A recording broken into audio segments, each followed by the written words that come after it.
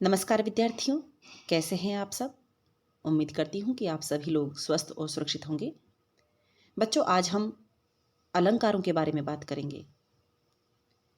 अलंकार किसे कहते हैं, अलंकारों का काव्य में क्या महत्व है, अलंकारों के कितने भेद होते हैं और जो प्रमुख अलंकार हैं उनकी परिभाषा उदाहरण सहित आज हम समझेंगे।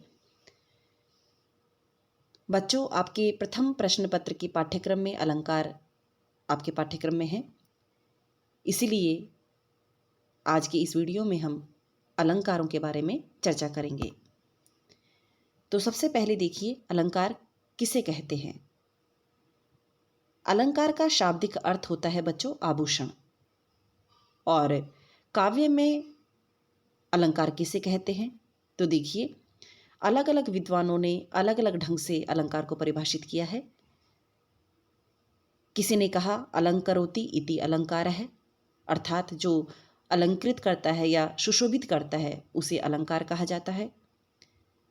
आचार्य दंडी के अनुसार काव्य शोभाकरान धर्मान अलंकारान प्रचक्षते, अर्थात काव्य के शोभाकारक धर्म अलंकार कहलाते हैं, यानी काव्य की शोभा जो बढ़ाते हैं वो तत्व अलंकार कहलाते हैं।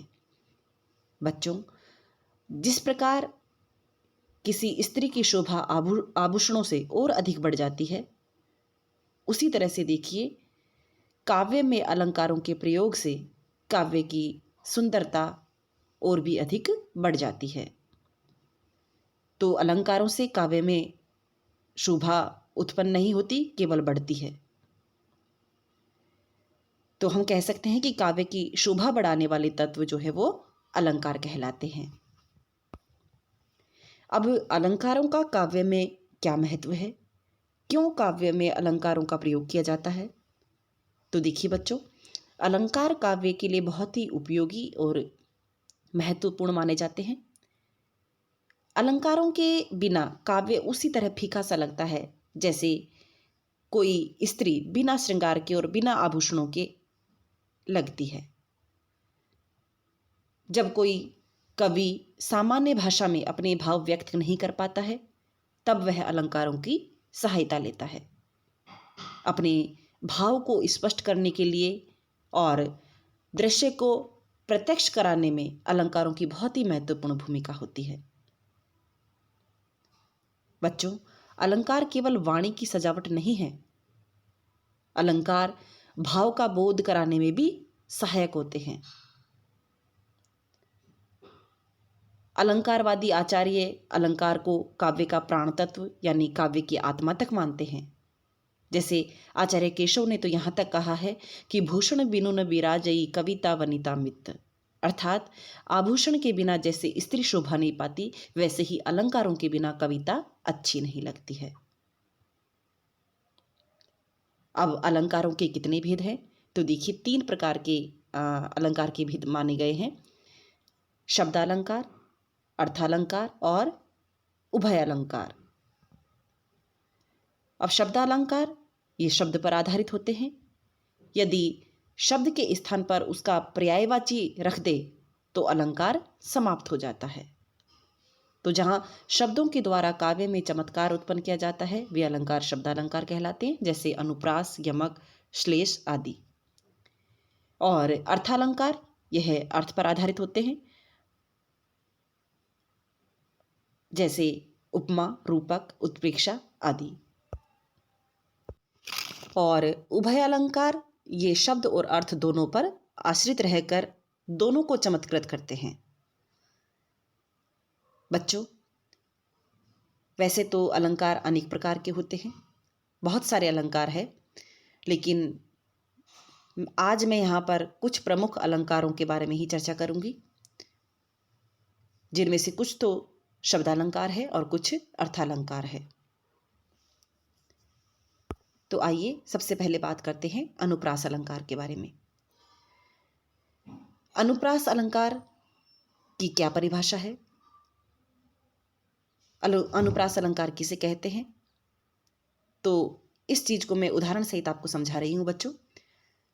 तो जिस काव्य रचना में एक ही वर्ण की यानी एक ही ही अक्षर की दो या दो से अधिक बार आवृत्ति होती है वहां अनुप्रास अलंकार होता है।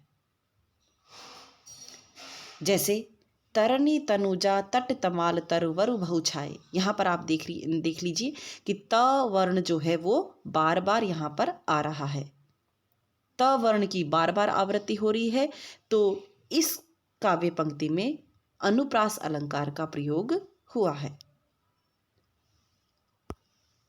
यमक अलंकार, काव्य में जहां एक ही शब्द बार बार आए किंतु उसका अर्थ अलग अलग हो वहां यमक अलंकार होता है। जैसे माला फेरत जुग गया, गया न मन का फेर, कर का मन का डारी के, मन का फेर। यहाँ पर मन का जो शब्द है इसके अर्थ अलग अलग है। देखिए, मन का शब्द के यहाँ पे दो अर्थ है। पहले मनका का अर्थ है हृदय और दूसरे मनका का अर्थ है मोती। इसलिए यहाँ पर हमें यमक अलंकार दिखाई दे रहा है। श्लेष अलंकार, जब एक ही शब्द के दो या दो से अधिक अर्थ होते हैं, शब्द एक है लेकिन उसके अर्थ अधिक है, तो वहां पर श्लेष अलंकार का प्रयोग किया गया है। जैसे चिरजीवी जोरी जुरे, क्यों न स्नेह गंभीर, को घटिये वृष भानुजा, वे हलधर के वीर। तो यहाँ पर वृष भानु जो है शब्द, इसके अर्थ देखिए, वृष भानु की पुत्री अर्थात राधिका, वृषभ की अनुजा यानी गाय। इसी तरह से हलधर जो शब्द है इसके भी दो अर्थ है।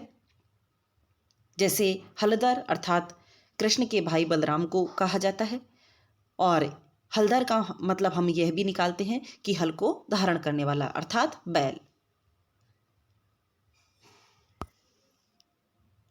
उपमा अलंकार, उपमा शब्द का अर्थ होता है बच्चों तुलना। जब किसी व्यक्ति या वस्तु की तुलना किसी दूसरे व्यक्ति या वस्तु से की जाए तो वहां पर उपमा अलंकार होता है। जैसे हरिपद कोमल कमल से, यहाँ पर भगवान के चरणों की जो तुलना की गई है वो कमल से की गई है, इसलिए यहाँ पर उपमा अलंकार का प्रयोग हुआ है। अब उपमा अलंकार को और सही ढंग से समझने के लिए देखिए बच्चों, उपमा अलंकार के 4 अंग होते हैं: उपमेय, उपमान, वाचक शब्द और साधारण धर्म। उपमेय जिस वस्तु की तुलना की जा रही है वह उपमेय होता है। उपमान जिस वस्तु से उसकी तुलना की जा रही है या जिससे उसकी तुलना की जा रही है, उसके साथ समानता दिखाई जा रही है जिसके साथ, वह होता है उपमान। और वाचक शब्द, जब उपमेय और उपमान में समानता दिखाई जाती है तब जिस शब्द के द्वारा वह समानता दिखाई जा रही है उस शब्द को वाचक शब्द कहते हैं। साधारण धर्म, दो वस्तुओं के बीच समानता दिखाने के लिए जब किसी ऐसे गुण या धर्म की मदद ली जाती है जो दोनों में वर्तमान स्थिति में वह गुण मौजूद हो तो उसको कहा जाता है साधारण धर्म। तो अभी जैसे मैंने आपको बताया था, यहाँ पर हरिपद है उपमेय और इसकी तुलना कमल से की जा रही है तो कमल है उपमान। रूपक अलंकार, जहां पर उपमेय यानी वह वस्तु जिसकी तुलना की जा रही है और उपमान वह वस्तु या वह चीज जिससे तुलना की जा रही है, इन दोनों में कोई अंतर नहीं दिखाई दे, वहां पर रूपक अलंकार होता है। जहां पर उपमेय और उपमान के बीच के भेद को समाप्त करके उसे एक कर दिया जाता है, वहां पर रूपक अलंकार होता है। जैसे अंबर पनघट में डुबो रही, तारा घट उषा नागरी।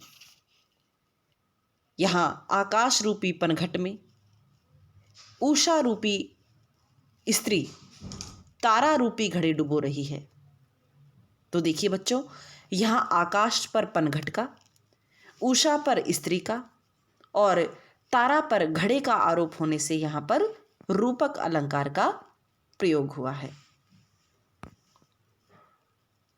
उत्प्रेक्षा अलंकार, जहां पर उपमान के न होने पर ही उपमेय को ही उपमान मान लिया जाए, अर्थात जहां अप्रस्तुत को ही प्रस्तुत मान लिया जाए, तो वहां पर उत्प्रेक्षा अलंकार होता है। और इस अलंकार में देखिए बच्चों, मनु, जनु, जनहु, जानो, मानहु, इस तरह के शब्द आते हैं। जैसे नील परिधान, बीच सुकुमार, खुल रहा मृदुल अध खुला अंग, खिला हो ज्यों बिजली का फूल, मेघवन बीच गुलाबी रंग। इन काव्य पंक्तियों में उत्प्रेक्षा अलंकार का प्रयोग हुआ है। आज के लिए बच्चों इतना ही। उम्मीद करती हूँ कि अलंकार आपको समझ में आए होंगे। बच्चों,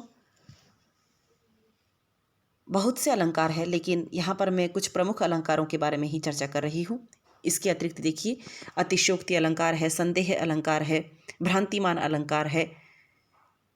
जब हम किसी वस्तु को बढ़ा चढ़ाकर उसका वर्णन करते हैं, काव्य में कोई बात बहुत बढ़ा चढ़ाकर कही जाती है, तो उसे अतिशयोक्ति अलंकार का प्रयोग किया जाता है। तो यहाँ पर मैंने कुछ प्रमुख अलंकारों के बारे में ही आपसे चर्चा की है। उम्मीद करती हूँ कि अलंकार जिसके बारे में आज हमने चर्चा की है वो आपको समझ में आए होंगे। आज के लिए इतना ही बच्चों, धन्यवाद।